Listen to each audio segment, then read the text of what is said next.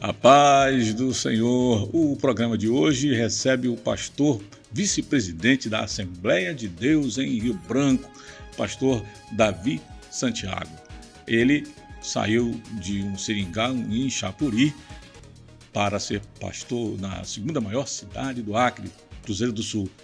E ali celebrizou-se como um desbravador de territórios, na época em que as igrejas ainda não eram tão abundantes assim, nem no Vale do Juruá, nem em vale nenhum. A igreja, aliás, naquele tempo vivia num vale, né? Verdade. O senhor pegou o tempo mais difícil dos protestantes no Acre, já assim meio que no final, né? A frase, talvez os seus ancestrais, né? A geração logo atrás, passou mais dificuldade, né? Passou, sim. E qual era a sua maior? Pois bem, Cruzeiro do Sul. Cruzeiro do Sul, na verdade, pastor Kleiber, foi uma cidade muito desafiadora, não obstante ter passado por lá pastores de renome, inclusive o nosso pastor Luiz Gonzaga de Lima, que enfrentou as dificuldades Ele foi precursor do Senhor. Sim, foi. Mas, quando do início do nosso trabalho, ainda havia muito campo a ser explorado, como ainda há. A Igreja do Senhor ela é visionária, né? Mas as características da época, o desafio da época era muito grande mesmo. E hoje os desafios são outros. Né?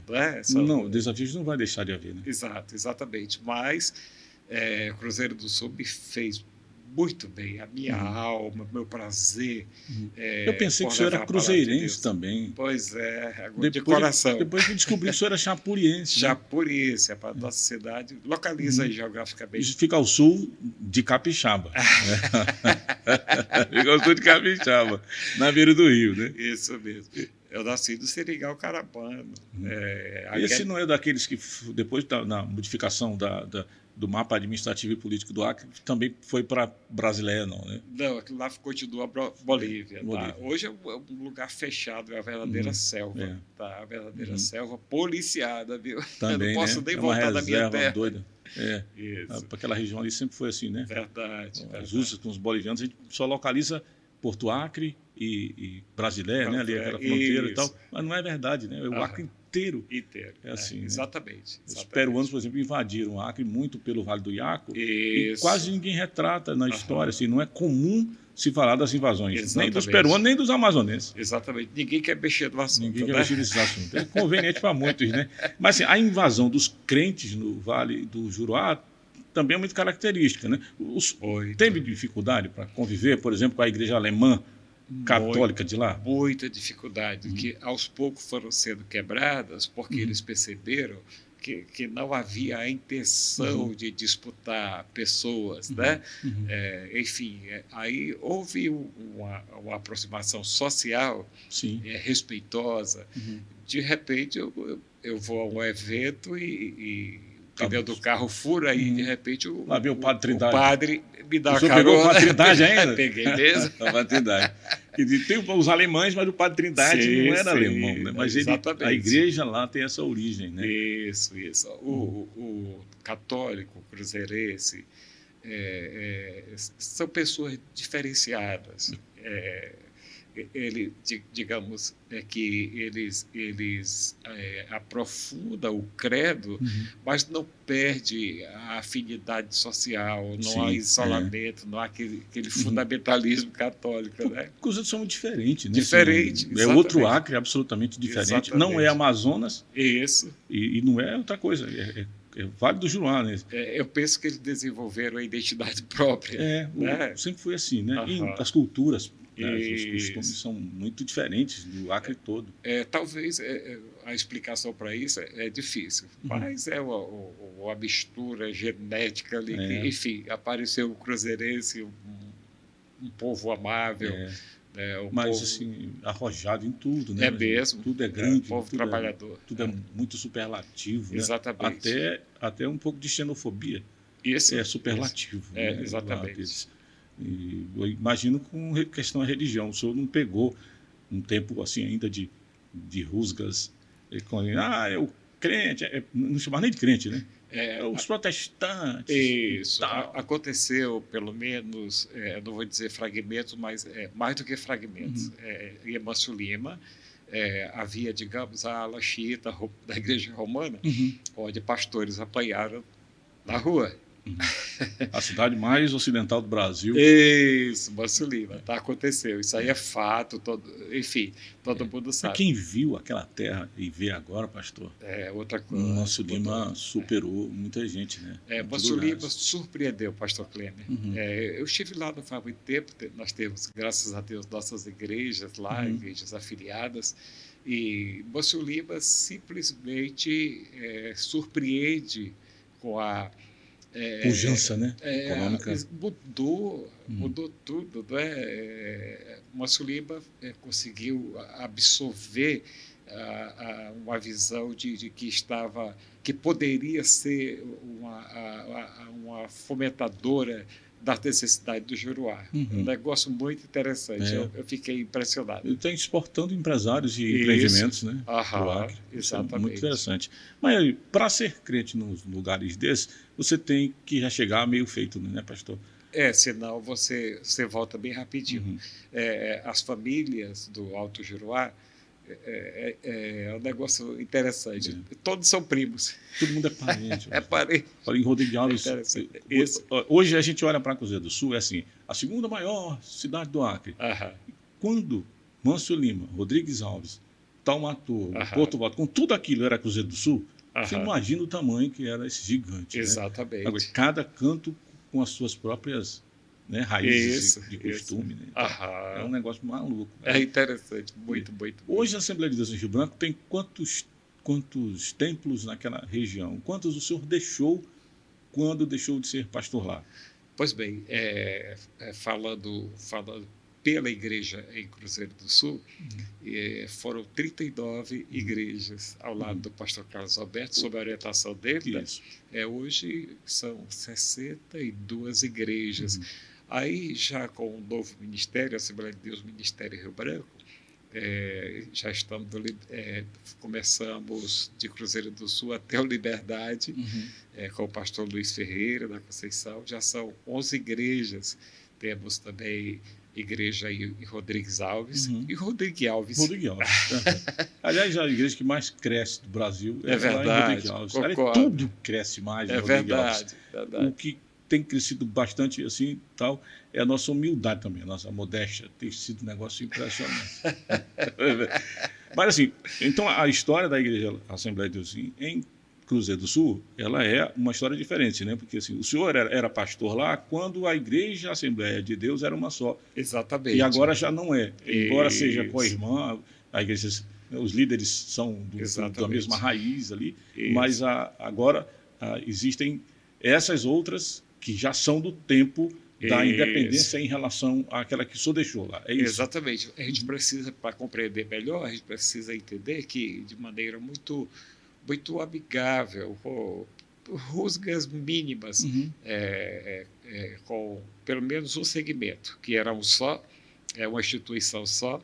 Aí, por necessidade normal da conjuntura, do crescimento da obra, aconteceu, então, aquilo que a gente chama de desligamento eclesiástico, né?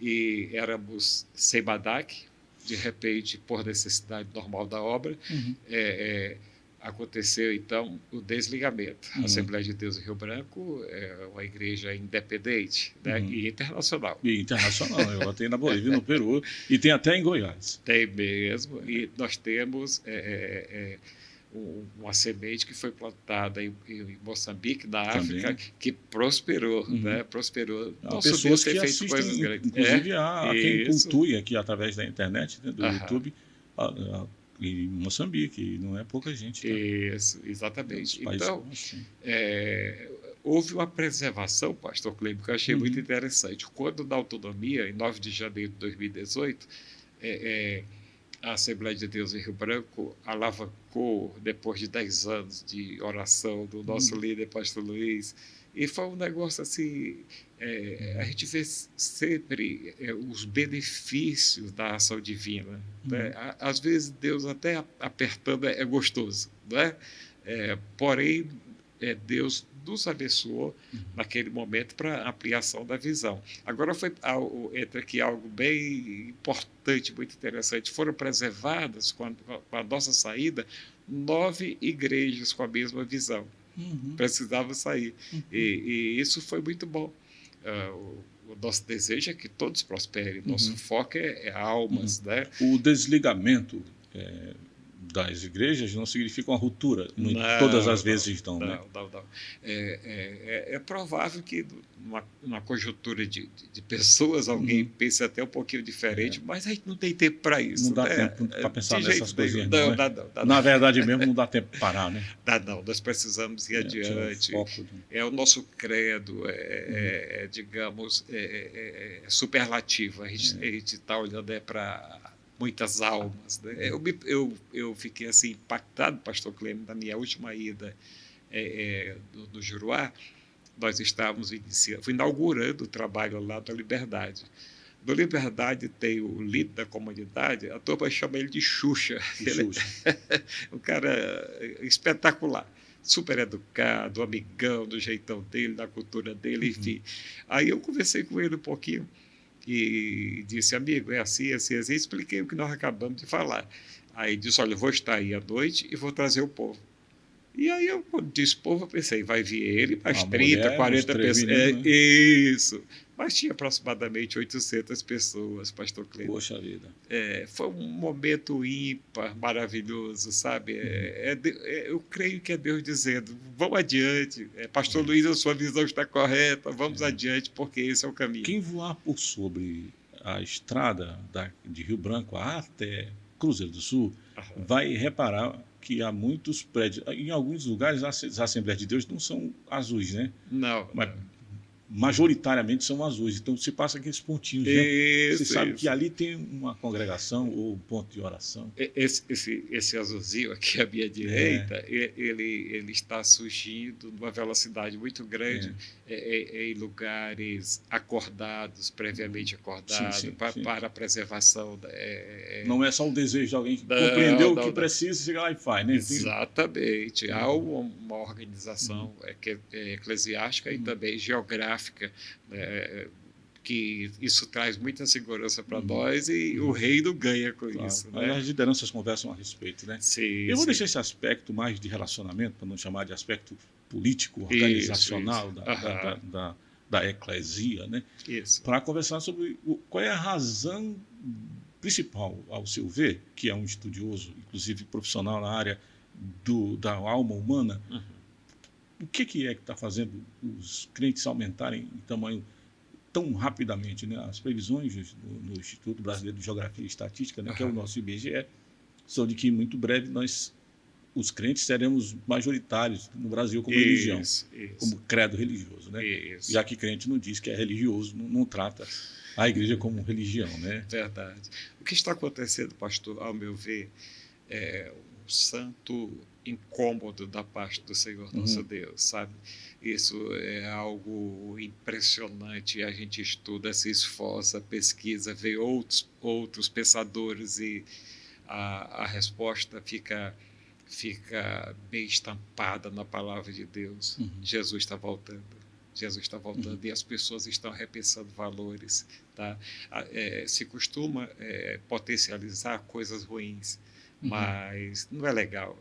Isso não faz bem para a mente, não faz bem para a família, não faz bem para ninguém, não faz bem para a santa igreja estabelecida por nosso Senhor e Salvador Jesus Cristo. Esse despertamento só ocorre quando a pessoa é confrontada, e para ser confrontada é preciso que o evangelho chegue. Exatamente. Para ela saber a diferença do que está recebendo e do que vinha recebendo. Certo. Exatamente. Vou lhe pedir aqui um espacinho. Por exemplo, nós tínhamos lá, e ainda tem na Assembleia de Deus, em Cruzeiro do Sul, a nossa viagem missionária. Resolvemos ir até a Foz do Breu. Não sei se lá para dentro mesmo. É claro. Lá para dentro. É um lugar interessante, lindo, preservado, bem interessante. E chegando lá, os irmãos diziam, nós não temos igreja. não temos igreja. E de alguma maneira eles recebem, né? Seja pelo rádio, né, que insiste ainda em ser, exatamente. Né, pelas televisões com antena parabólica. Mas é exatamente também isso. Tem isso. A tem comunicação, a comunicação faz... E aí as pessoas despertam para a diferença. Né? Eu quero ter aqui a ousadia de fazer isso, e comparar. A palavra de Deus começa, e a Bíblia começa, embora a gente já sabe, né, que é um conjunto de livros não escritos em mesma língua, nem mesmo tempo, nem naquela ordem necessariamente, mas, enfim, Gênesis é Gênesis. Né? E ali, logo no começo, Deus disse assim, havia escuridão, né? Mas o Espírito do Senhor habitava ali. E Deus disse, haja luz. Isso. E viu que era boa e separou das trevas e tal. E levar por esse lado. Como é que alguém que mora tão longe tem esses valores, pastor? Antes da chegada, por exemplo, de missionários, sejam eles de quaisquer credos que sejam, né, para que aconteça esse despertamento, como está havendo hoje, tão acelerado. Pois é. É um tema complexo, desafiador. Né? É desafiador. A gente precisa trabalhar a consciência, sabe? O pensamento, a valorização, a diferenciação de pessoas para pessoas, né? E de repente você encontra em pessoas uma identificação com o próprio Deus. Não que sejam pessoas divinizadas, Sim. mas são pessoas que aplicam a palavra de Deus. Voltando aqui à Foz do Breu, né, quando chegamos lá, chegaram os crentes. Aí, os crentes, o que eles fazem? Eles anunciam Jesus. Mas nem todo crente tem a percepção Exatamente. do que é de verdade ser luz, né? Isso, infelizmente. Né? Mas é isso mesmo. Chegou crente. Então, como é que você sabe o que é crente? O que se diferencia? Exatamente. Olha, a comunicação do crente é uma comunicação distinta, sabe? Distinta. E quando nós nos comunicamos, nós somos reportados aos pais da igreja. Que ousadia, né? Que coisa tremenda, que coisa maravilhosa. Aí chegamos aos nossos dias. O que nós precisamos hoje, pastor? De contextualização. Naquela época, o evangelho chegava de maneira ousada e no novo tempo nós precisamos recuperar essa ousadia. E quais as ferramentas? Ora, claro, a base é a oração, né? A transparência, a clareza, o esforço para que essas coisas continuem acontecendo. Mas as pessoas precisam nos ouvir, pastor. E nós temos que usar o que... Eu gostaria muito que, se Deus me desse um segundo para dizer, meu filho, o que você quer agora? Eu quero que a comunicação da igreja seja ampliada. Quanto mais as pessoas ouvirem a palavra de Deus, mais almas para o reino do Senhor. E não é só comunicação no sentido de meios convencionais de comunicação, né? É a própria estrada que leva, né, a ligação mesmo, que comunicar é essa ligação, né? Exatamente. Esses meios ajudam muito. Muito mesmo. Mas sempre que um missionário entra numa mata que ninguém nunca entrou, ele está criando um meio de comunicação. Exatamente. Né? Exatamente usar uma linguagem, um código, baixar um interlocutor. Isso. O meu pai, pastor Jeová, em saudosa memória, ele ia para a colônia. O senhor é filho de Jeová, então não tem como... Literalmente. Eu estava me levando para conversar com o pastor Davi. Eu disse, pastor Davi, ele é filho de Jeová e irmão de Jessé. O único canto onde o Davi é irmão do Jessé. Exatamente. Aqui. Então, o meu saudoso pai, Jeová. Jeová. Ele ia para o 45, aqui da BR-364, e de repente o coração fervia pelo povo em Plácido de Castro. Vai lá aí. A pé, pastor Cleme, a pé. Você passa lá no quilômetro 18 da estrada de Plácido de Castro, eu estava lá ministrando uma palestra para a família. Aí eu comecei a olhar para aquelas faces e disse, meu Deus, eu conheço aquele outro. Aí eu eu perguntei, quantos de vocês aceitaram Jesus no ministério do pastor Jeová? Foi maravilhoso. A maioria das pessoas ficaram em pé. E quando olha assim, você é o filho dele? Tem a aí tem. De você prosperou. Uhum. Deus lhe abençoou. Aí eles dizem assim, graças à oração do seu pai. A gente sabe que é um milagre de Deus. É impressionante, né? Isso. É um negócio muito legal. A oração da mãe. Legado. Deus, nós não podemos esquecer nunca a importância do legado. Uhum. Né? E quando a instituição é clara, transparente, que prega a verdade, desvaloriza o legado, ela se descaracteriza muito rápido, pastor. Pastor, o senhor é muito maduro para falar sobre igreja em quaisquer fóruns. Obrigado. Né, assim, e com qualquer interlocutor, sobre qualquer assunto. Então, Obrigado. Não me constrange perguntar assim, puxa vida, nós estamos falando aqui de avivamento, com outras palavras, né, onde a igreja chega, leva a vida, né, leva o evangelho, né, as boas novas da salvação e tal. Mas nós temos problemas cruciais no povo de Deus. Sim. Né? Se não, vejamos, um monte estatisticamente e o noticiário não reflete ainda isso. Verdade. Não é? O que é? É uma forma de metodologia que talvez as igrejas ou congregações religiosas usam, ou o que é? Que ainda faz com que muitas pessoas que dizem eu sou de Deus não se portarem dessa maneira como cidadãos na rua. Timidez, pastor. Isso me assusta. Uhum. Timidez. O Senhor Jesus Cristo era muito ousado, muito ousado. E ele não tinha nada podia resistir à ousadia de Cristo. Nada podia resistir. E aí, com essa conjuntura de coisas que nós temos que replicar do nosso Cristo amado, nós estamos esquecendo nós estamos nos misturando demais com o mundo? Ou capitulando diante dos desafios mesmo? Olha, o mundo, quando conscientizado a sua fragilidade, pode ter certeza, ele perde forças. Aí entra de novo a timidez. Né? Nós precisamos falar, sabe? Nós precisamos fazer como o nosso Rivaldinho e tantos outros, ser visionário como o nosso líder. O evangelista Rivaldo não está podendo fazer isso agora, está meio dodói. Enfim, ele entra no ônibus com as informações, os folhetinhos que nós chamamos, tá? E vai aí, manda ver, entrega para todo mundo, sabe? E é assim que funciona. Constrange, né? No sentido até Exatamente. literal, mas constrange no sentido de, olha, está aqui. Existe isso aqui. É um documento espiritual que é passado para a pessoa, sabe? Aquilo é vivo. Né? Se espremer do sentido espiritual, vai aparecer sangue. Não é? E as igrejas, elas, ainda dentro do mesmo princípio aqui de liberdade para conversar a respeito com alguém que sabe responder, né? No sentido de ainda constrangimento, as pessoas têm qual o principal problema, pastor? O senhor é também psicoterapeuta. Né? A Assembleia de Deus não é uma igreja de discipulado, por exemplo, como as igrejas modernas, neobatistas, neopentecostais, sei lá, celulares.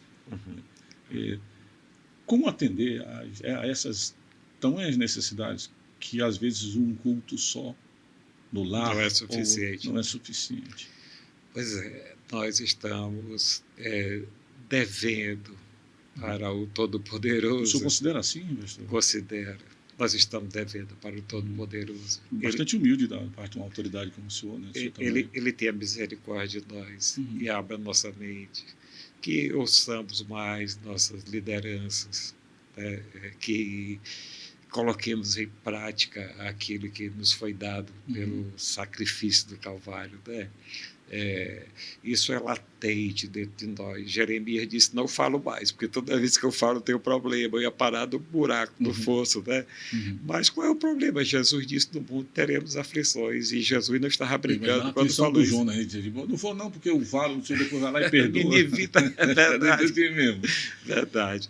Mas nós podemos ir mais longe, pastor. Nós podemos, sim. Nós podemos, não pelo nosso poder, Uhum. né? Mas o crente pode. Mas pela disposição, sim, né? Sim, pela disposição, sim, porque nós estamos fundamentados na rocha eterna, né? Uhum. E dá para ir mais adiante, sim, com certeza. O que é o pecado maior, pastor, ao seu ver, a ser combatido hoje? Omissão. É omissão? Omissão, pastor. Uhum. Da parte da igreja ou da parte de quem a igreja gostaria de alcançar? Ou de lideranças que não estão firmadas necessariamente em bases consolidadas? Pastor, eu não posso, eu particularmente, eu não atribuo a lideranças, sabe? Eu atribuo a revelação que cada crente recebeu. Sim, senhor. Né? É algo muito grande, pastor. Você sabe, o senhor sabe muito bem disso. É algo extraordinário, é completo. O evangelho é completo. E se submeter a ele é fundamental, né? Exatamente. Não dá assim para pegar na cabeça do camarada, torcer ou obrigá-lo a fazer algo, né? Verdade. Se ele não for convencido, não tem como. Né? Pelo evangelho não vai ser evangelho social, pastor, que está tanto em evidência, inclusive igrejas cheias, como a gente costuma dizer, abarrotado de pessoas cheias do evangelho social. O evangelho da cruz, para que ele seja ouvido, a gente precisa bradar em alto e bom som. Por evangelho social, quer dizer o quê? A assistência às necessidades imediatas das pessoas e a não priorização desse conteúdo. Principalmente a essência, pastor. A essência. A essência. É claro que junto com a ausência da essência, existem elementos que são apessados a essa filosofia de igreja, de evangelho social. Eu chamo isso, eu vou usar um termo nosso aqui antigo, de arapuca. Sabe? Uma arataca. Uma também, armadilha. Uma armadilha. É muito perigoso, pastor. Muito perigoso. Há uma cobrança divina a respeito disso. E a gente sabe que há no nosso íntimo, né? A gente precisa ter muito cuidado para não entrarmos por esse caminho. Quando o senhor está na sua sala, e o senhor faz isso, o senhor trabalha bem, né, pastor? Assim, graças a Deus. O senhor atende quantas pessoas por dia no seu gabinete? Pastor, meu prazer é ficar o dia todinho. Mas mistura, tem um link... até que nível entre um conhecedor, um cientista da mente, um profissional de psicoterapia e um pastor, um conselheiro do evangelho? Penso, pastor, que é possível nós trazermos, eu considero isso, pastor Cleber, uma ferramenta de atração. Tá? Sem preconceito, dizer assim, não vou usar a terapia porque isso aqui não é consultório, né? São ferramentas. São ferramentas. Então, eu trabalho isso e Deus me dá graça de pessoas em situações de vulnerabilidade em todos os seus aspectos, e a gente vai trabalhando, de repente aquela pessoa descobre que ela precisa da essência do evangelho. E aí, então, o local de trabalho é uma pequena igreja. Uma igreja dentro da igreja ganhando almas para o Senhor Jesus. Imagino que o senhor deve ouvir muita coisa, né, pastor? Graças a Deus. O senhor chora com os tristes e se alegra com os alegres, com a felicidade e o sucesso dos outros? Meu Deus. Então o senhor deve chorar muito, né, pastor? É preciso chorar, pastor. É preciso porque chorar. Não aparece, quem está muito feliz não vai ali, né? Não vai, exatamente, não vai só... Aliás, quem fica feliz nem volta. Muitas vezes, né? Não? É bíblico, né? Imagina. 10 pessoas recebem benefício, só volta. Os leprosos lá. Verdade, pastor.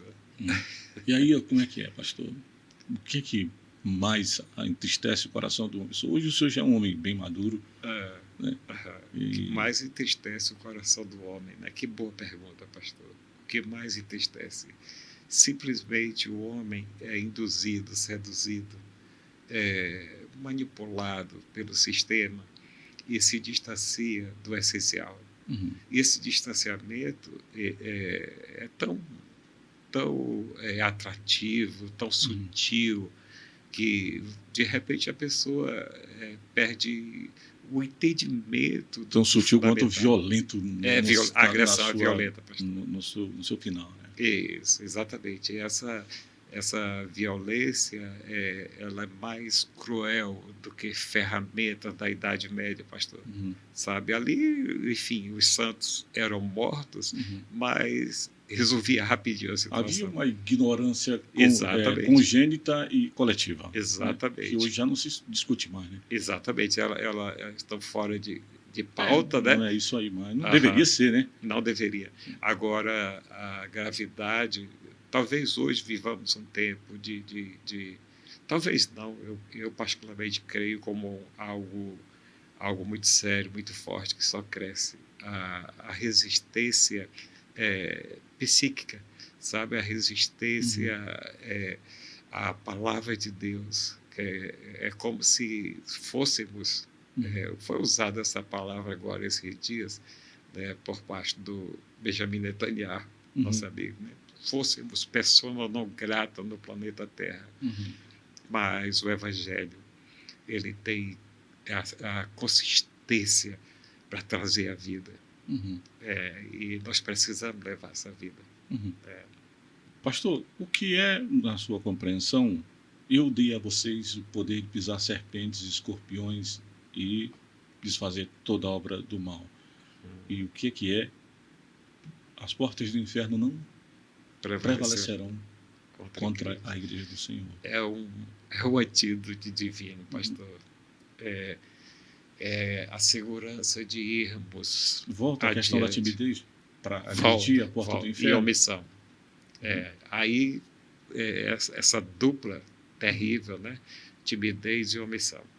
Elas se potencializam e a gente até esquece que as portas do inferno não prevalecerão contra a igreja. Quando eu digo a gente, muitas pessoas vitimizadas pela omissão e pela timidez. E o senhor encontrou muita gente que tenha medo, por exemplo, dos dons?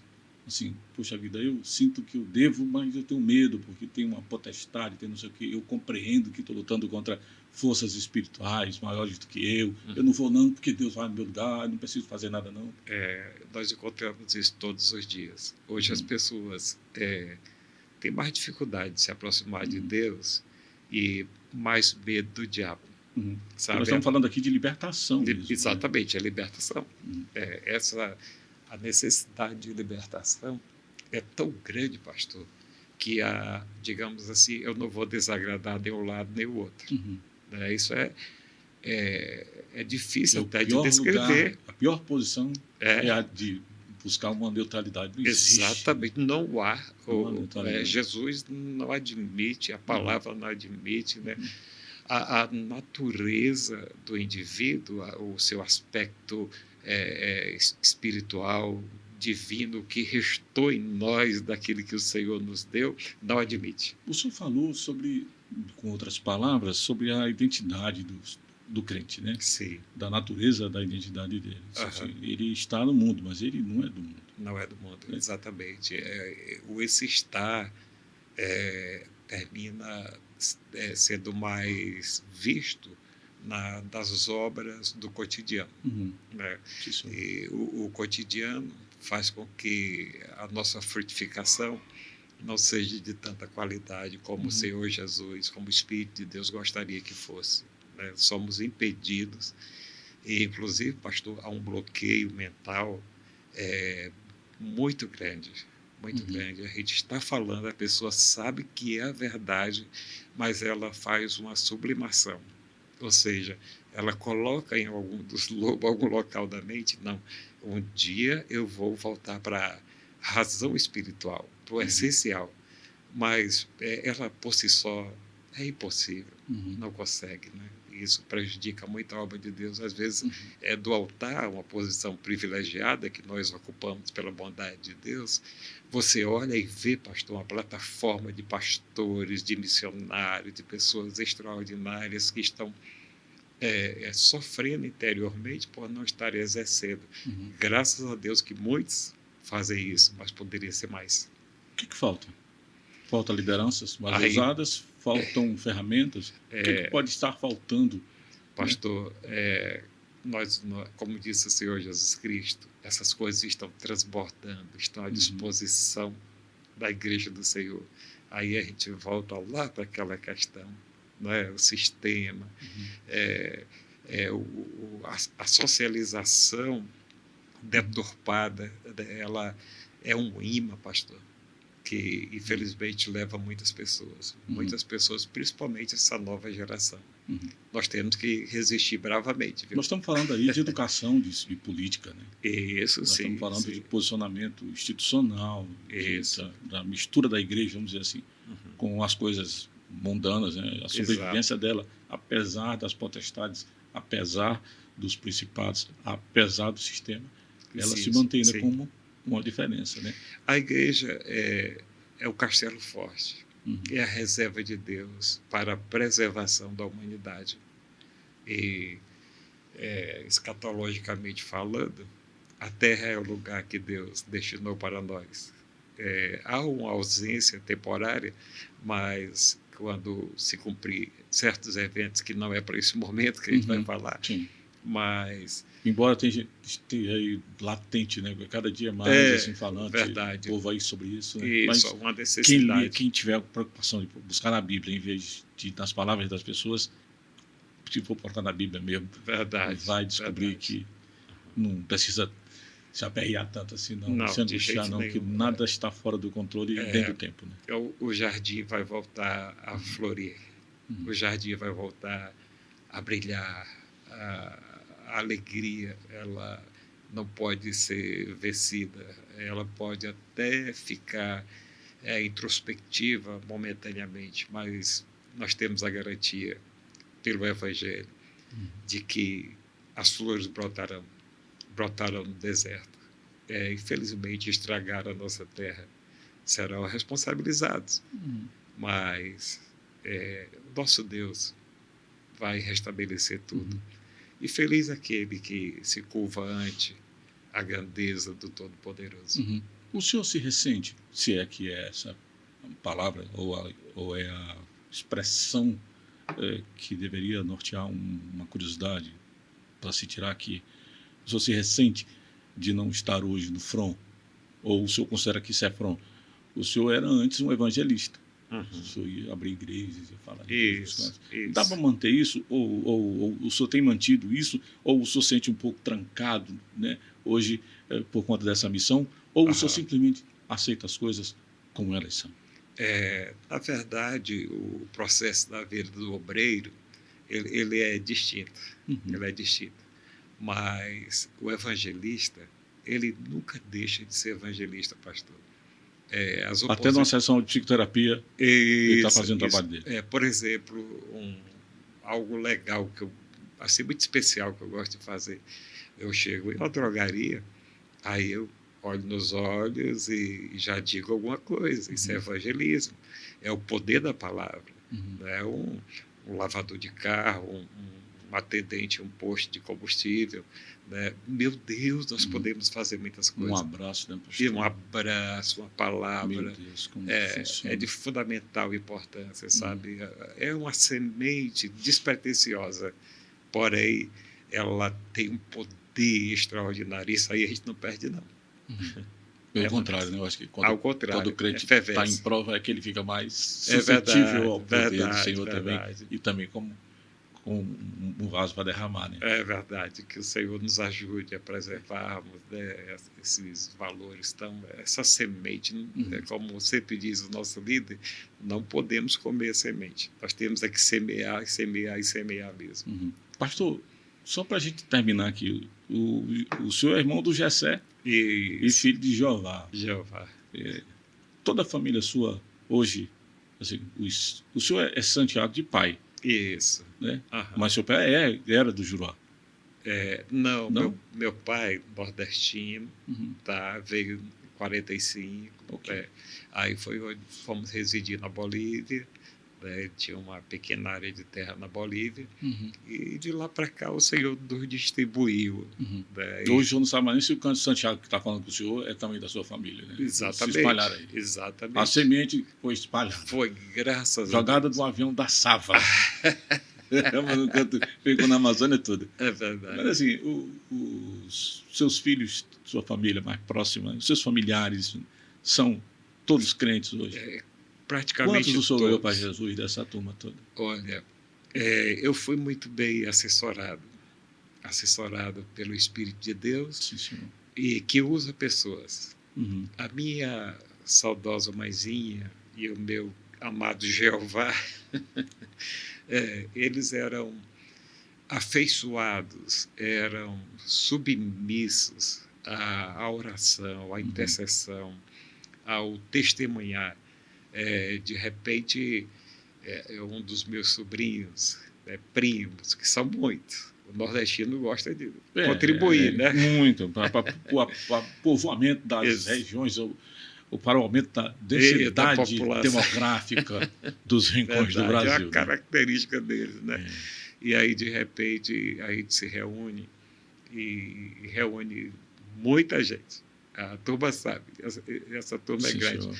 E falamos do amor de Cristo e graças a Deus, muitos têm se resolvido com o Senhor. Isso é um ganho extraordinário. Por quê?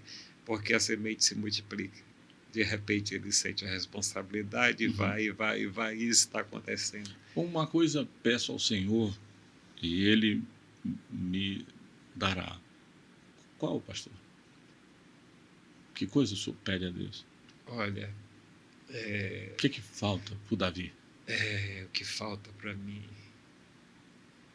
é continuar vendo. Reinar sobre Israel. Não, mandar buscar o Mefibosete. Construir alguma coisa. Como Mefibosete já veio, foi muito veio recompensado, né? Exatamente. Eu penso que eu me realizo, pastor Clemen, eu me realizo em ver conversão de almas.